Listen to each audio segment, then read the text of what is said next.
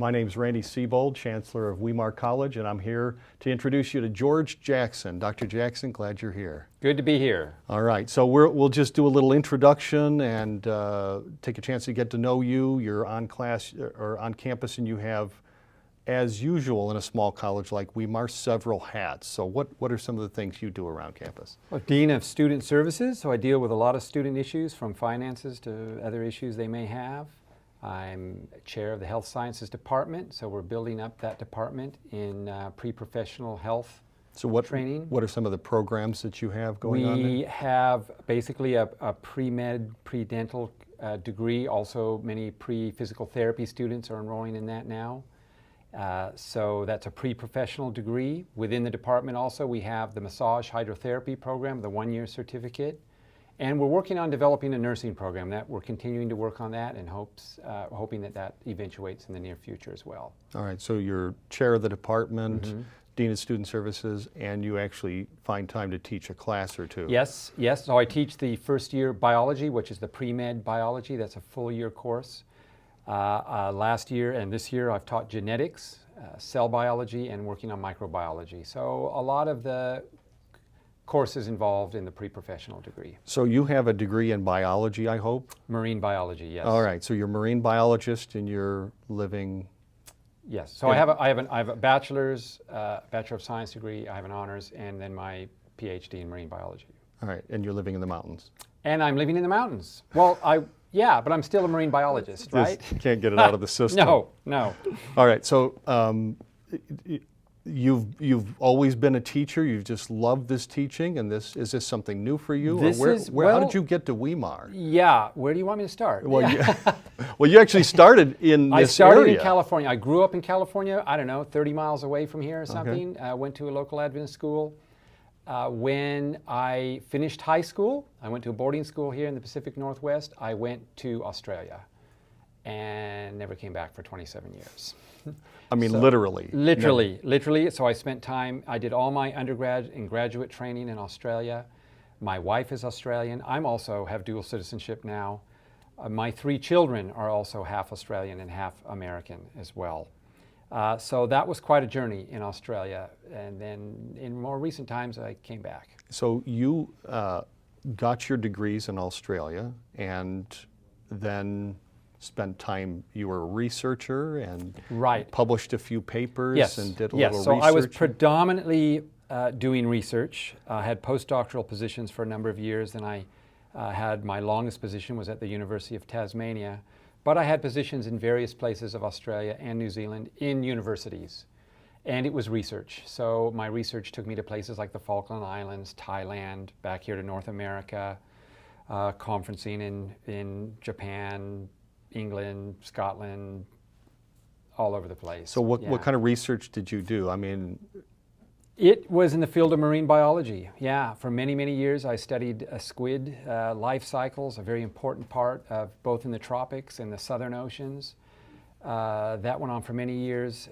Then more recently, I was actually working with the Census of Marine Life on a senior scientist of actually a fish tracking program where they were using electronic devices for tracking fish in the ocean. No, that's a huge project, isn't it? I mean, that was The Census of Marine Life was over 2,000 scientists, 80 countries. I was the senior scientist of one of 14 field projects. It was very exciting. It was very big science. It was really a once-in-a-career opportunity.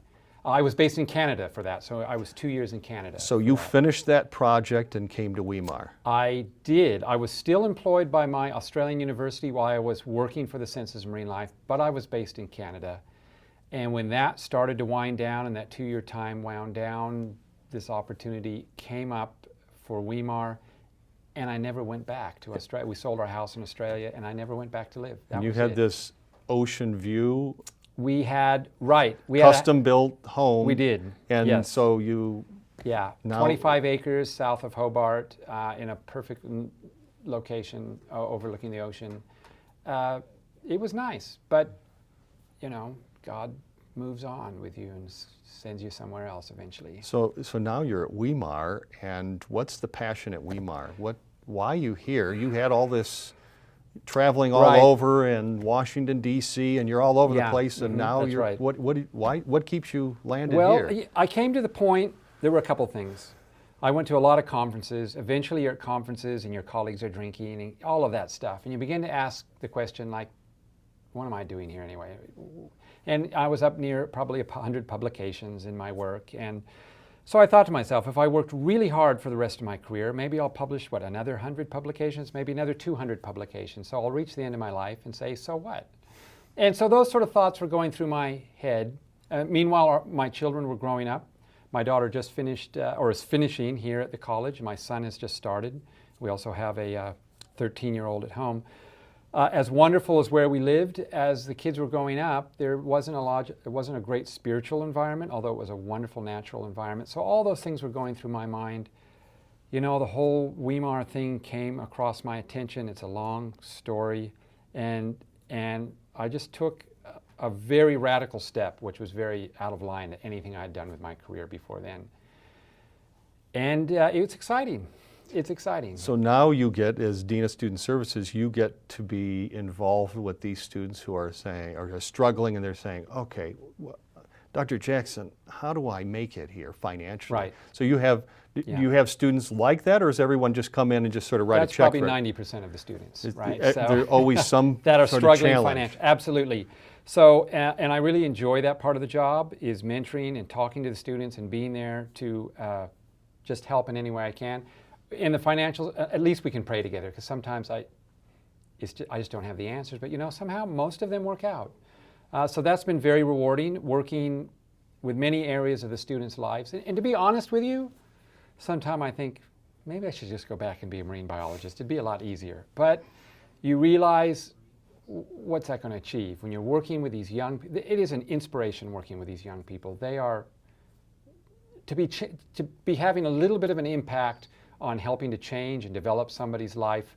I mean, how do you compare that? And, I mean, how do you? And this is amazing. And I know one of the challenges and fun things you've had opportunity to do is take a group of students over to Zimbabwe on Yes. a mission trip, and then went back again last year. Yes, 2 years in a row.